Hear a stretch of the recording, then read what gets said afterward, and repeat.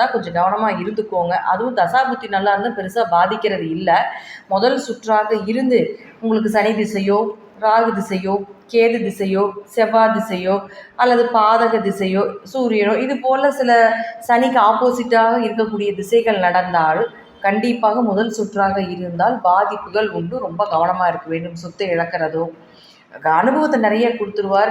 நிறையா விஷயங்கள் உங்களுக்கு சக்ஸஸ் பண்ணி கொடுப்பார். இதெல்லாம் இருந்தாலும் கூட முதல் சுற்று கொஞ்சம் கடின உழைப்பும் கொஞ்சம் அடிபட வேண்டிய சூழ்நிலைகளும் உண்டு அப்படிங்கிறது முற்றிலும் உண்மை.